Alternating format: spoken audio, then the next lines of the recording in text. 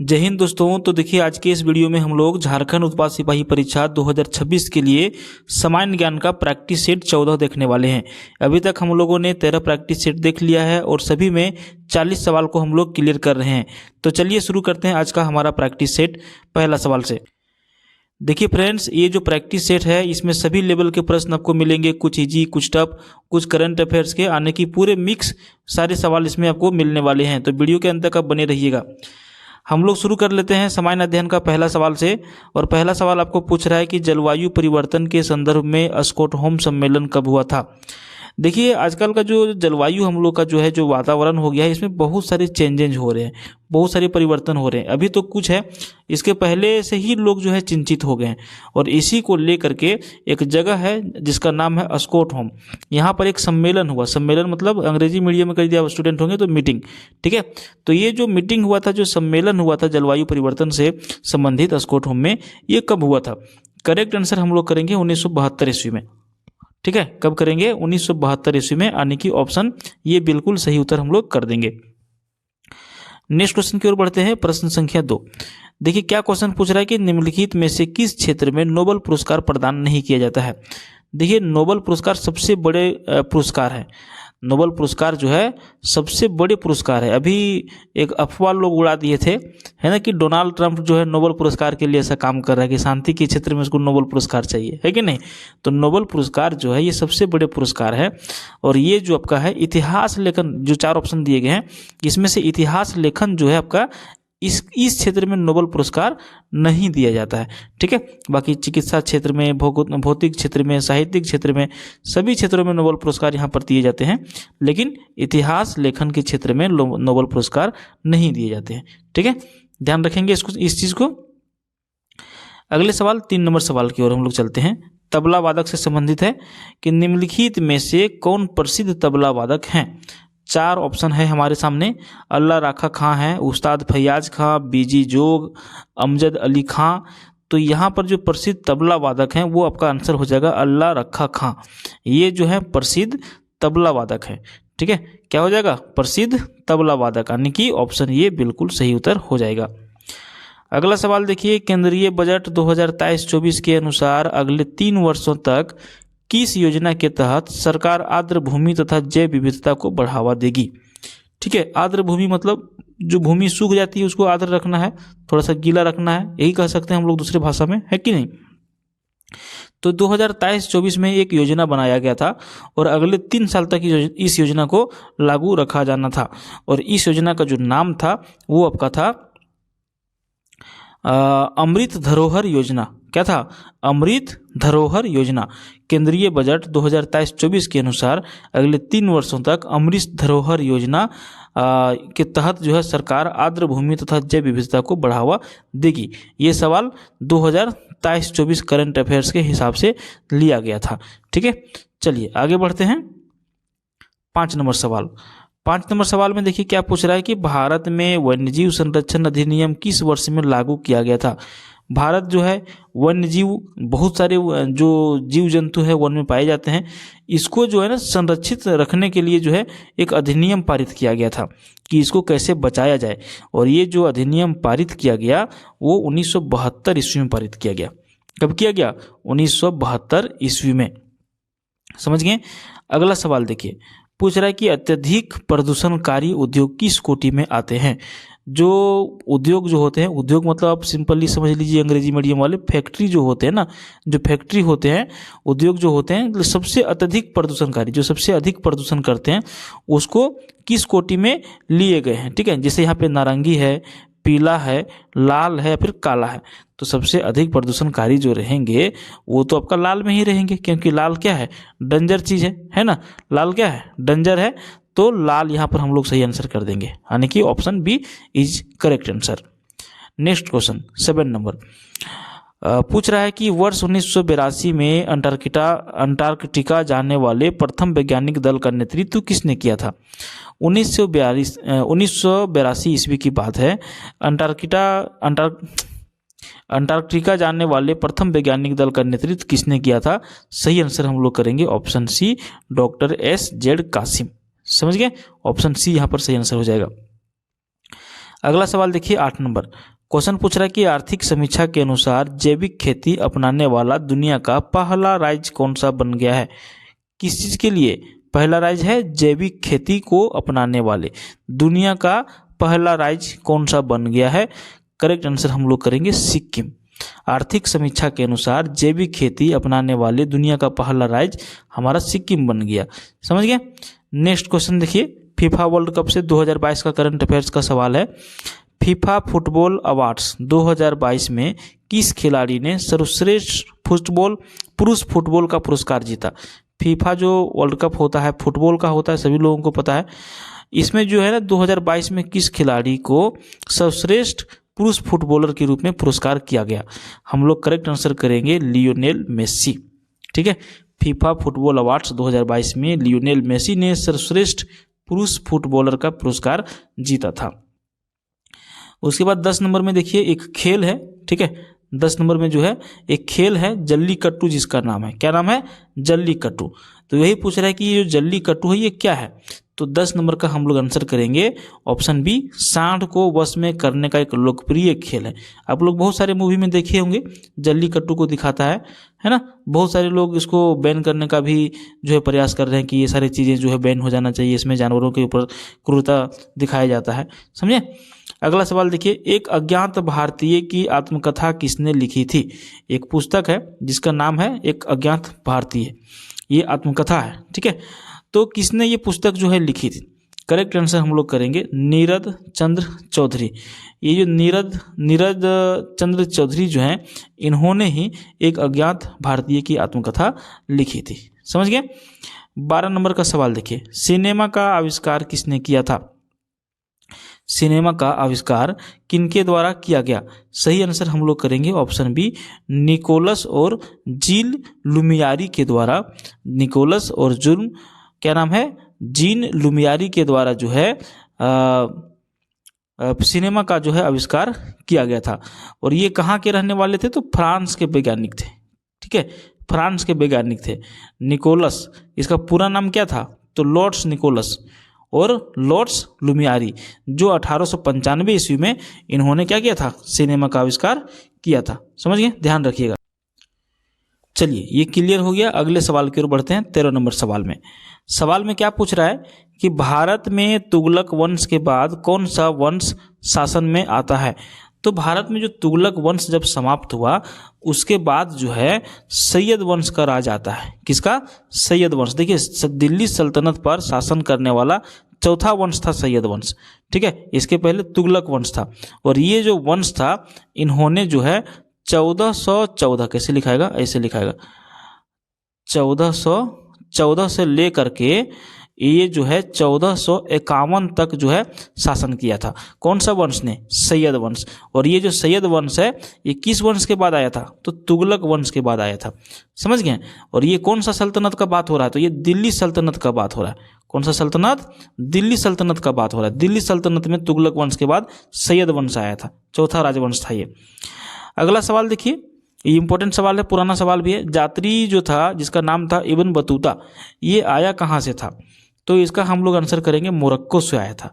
Ibn Battuta जो है Morocco का निवासी था और विभिन्न देशों की यात्रा के बाद जो है ये भारत देश जो है 1333 ईस्वी में, कब, 1333 ईस्वी में मोहम्मद बिन तुगलक के शासनकाल में भारत आया था। 2-3 सवाल पूछा जाएगा जो भी हमने आपको बताया कि इब्न बतूता कहाँ का निवासी था, तो मोरक्को का था।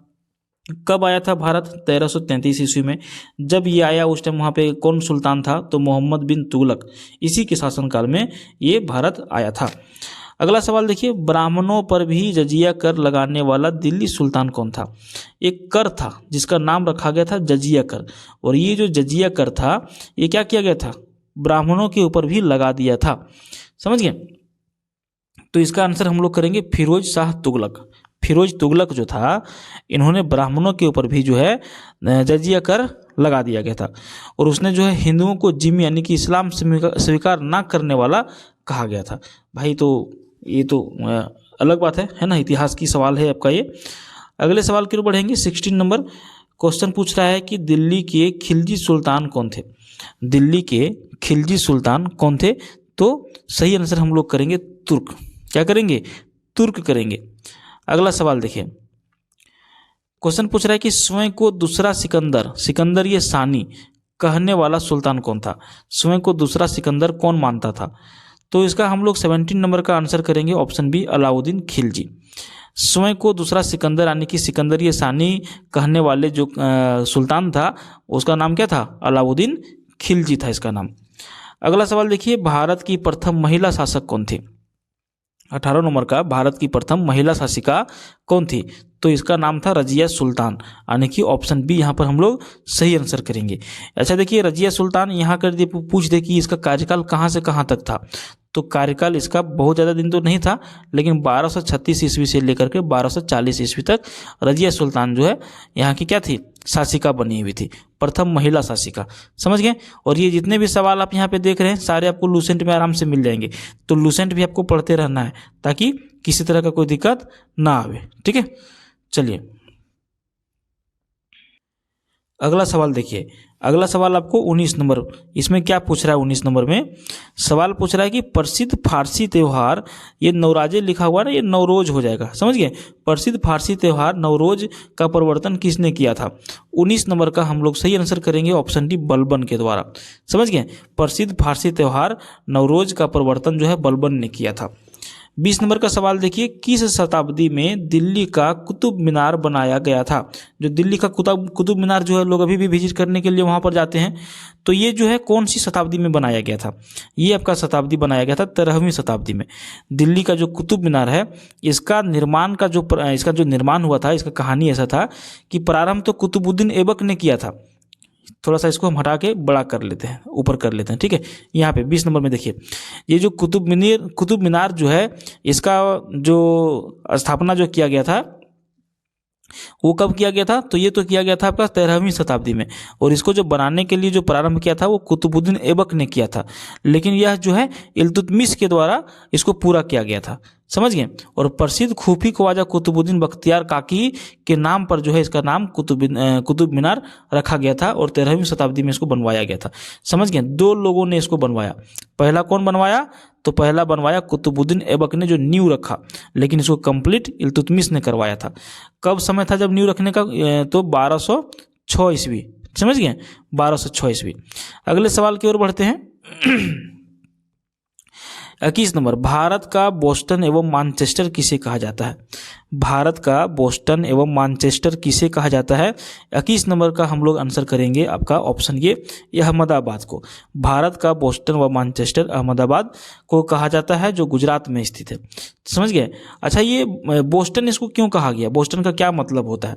तो देखिए, बोस्टन जो है इसका जो उपनाम है, ठीक है, भारत का जो अहमदाबाद शहर जो है गुजरात स्टेट में है, तो भारत का बोस्टन इसको कहा जाता है। यह उपनाम जो है इसे विशाल वस्त्र उद्योग यानी कि कपड़ा उद्योग के प्रमुख व्यापारिक केंद्र होने के कारण जो है इसको दिया गया।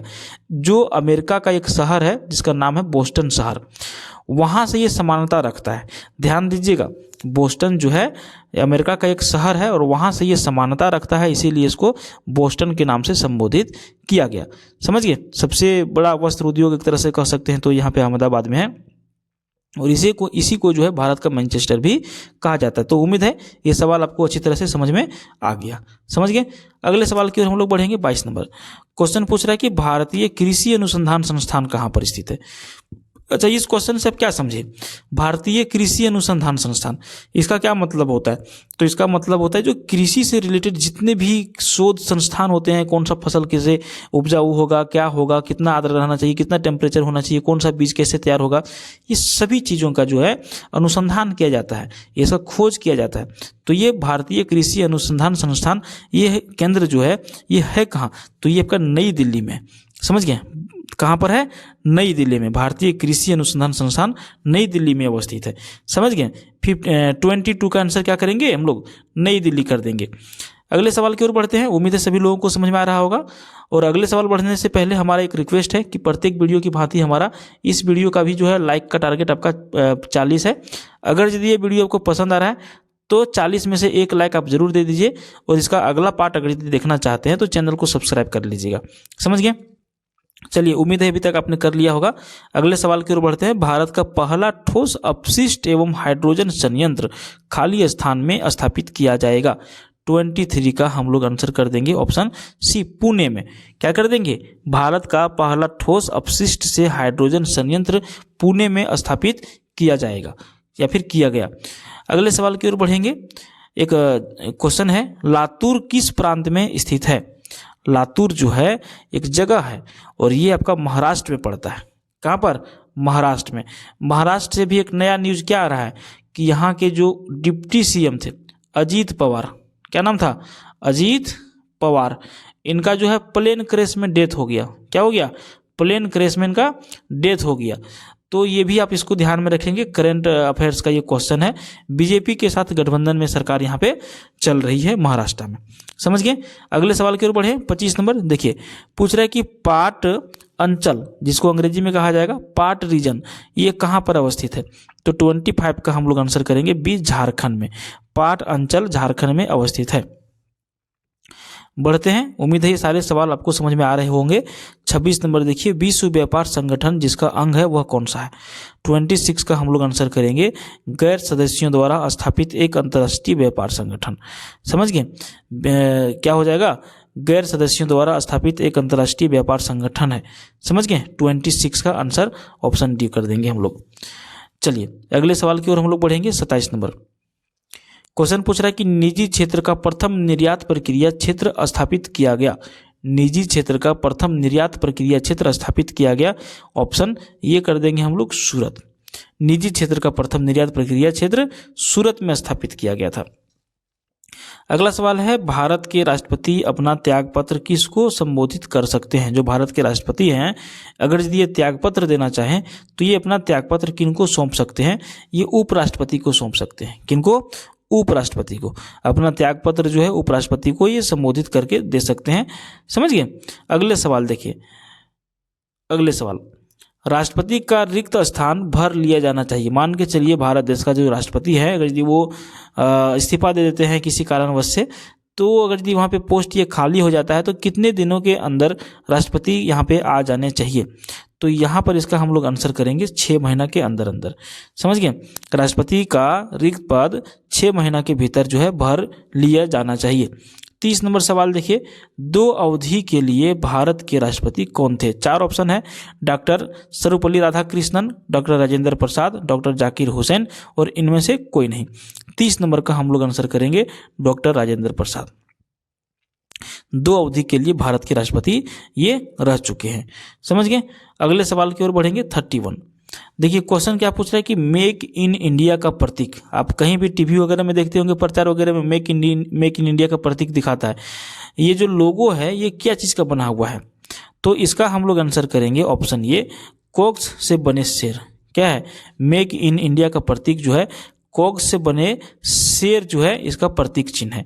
अभी आपके दिमाग में दौड़ रहा होगा इसका चित्र, तो ध्यान दीजिएगा। अगला सवाल देखिए, संत कबीर सम्मान किस क्षेत्र में दिया जाता है? संत कबीर सम्मान जो है ये कौन सा क्षेत्र में दिया जाता है? तो हम लोग इसका आंसर करेंगे बुनाई के क्षेत्र में। किस क्षेत्र में? बुनाई के क्षेत्र में। समझ गए? अगला सवाल 33 क्वेश्चन पूछ रहा है कि भारतीय संविधान पूर्णतः किस तिथि से लागू हुआ था? हमारा जो भारतीय संविधान जो है ये पूर्णतः किस तिथि को लागू हो गया? तो ये 26 जनवरी 1950 ईस्वी को पूर्णतः लागू हो गया। समझ गए? अगले सवाल की ओर बढ़ेंगे। संविधान की उद्देशिका, जिसको प्रस्तावना भी कहा जाता है, का संशोधन कितनी बार किया गया है? संविधान की जो उद्देशिका है इसका संशोधन जो है कितनी बार किया जा चुका है? तो इसका आंसर करेंगे 1 बार। संविधान की उद्देशिका जो प्रस्तावना है में संशोधन 1 बार, जो 42वां संविधान संशोधन 1976 में हुआ था उसी में किया गया था। इसके द्वारा उद्देशिका में समाजवाद, पंथ निरपेक्ष एवं अखंडता शब्द को जो है जोड़ा गया था और एक ही बार ये संविधान की उद्देशिका क्या है? संशोधन अभी तक किया गया है। 35 क्वेश्चन पूछ रहा है कि भारत की संविधान सभा का संवैधानिक सलाहकार कौन था? जो भारत का संविधान बन रहा था ये संविधान की एक सभा थी और इसके संवैधानिक सलाहकार जो है निम्नलिखित में से कौन थे? हम लोग सही करेंगे सर BN राव। क्या करेंगे? सर BN राव भारत की संविधान सभा के संवैधानिक सलाहकार थे। अगला सवाल देखिए, निम्नलिखित में से कौन सा संशोधन अधिनियम मिनी संविधान माना जाता है? कौन सा संशोधन जो है अधिनियम मिनी संविधान के नाम से भी जाना जाता है? 36 का हम लोग आंसर करेंगे 42वां संविधान संशोधन अधिनियम जो 1976 है। ये इसको क्या कहा जाता है? मिनी संविधान के नाम से भी जाना जाता है। क्लियर हो गया? 37 आइए हम लोग देखते हैं। सवाल क्या पूछ रहा है कि हमारे संविधान में न्यायिक समीक्षा की धारणा किस देश के संविधान से ली गई है? आपको पता होगा कि हमारा भारत का जो संविधान है ये किसी भी देश का सबसे बड़ा संविधान है। और ये जो भारत का संविधान जो बनाया गया ये सिर्फ भारत का ही संविधान नहीं है, यहाँ पे बहुत सारे अलग अलग देशों का जो है समीक्षा किया गया। समीक्षा मतलब उसका स्टडी किया गया। लोग वहाँ पर जा करके उनके संविधान को देखे, समझे और वहाँ से कुछ कुछ पार्ट्स को जो है भारतीय संविधान में कॉपी किया गया। उसी में एक है जिसका नाम है हमारे संविधान में न्यायिक समीक्षा। न्यायिक समीक्षा की धारणा जो है ये किसी दूसरे देश से ली गई है। और ये कौन सा देश से लिया गया है? तो 37 का हम लोग करेंगे यूएसए से। हमारे संविधान में न्यायिक समीक्षा की धारणा यूएसए से लिया गया है। क्लियर हो गया? चलिए, और अगला सवाल हमारा है 38। स्थानीय सरकारें किसकी आधार होती हैं? जो स्थानीय सरकारें हैं ये किसकी आधार होती हैं? तो देखिए इसका आंसर हम लोग करेंगे लोकतंत्र का। किसका करेंगे? लोकतंत्र का आधार करेंगे। और अगला सवाल आपका है 39। प्रारंभ में कितने मौलिक अधिकार दिए गए थे? जो प्रारंभ में जो है कितने मौलिक अधिकार दिए गए थे? 39 का हम लोग आंसर करेंगे ऑप्शन बी 7।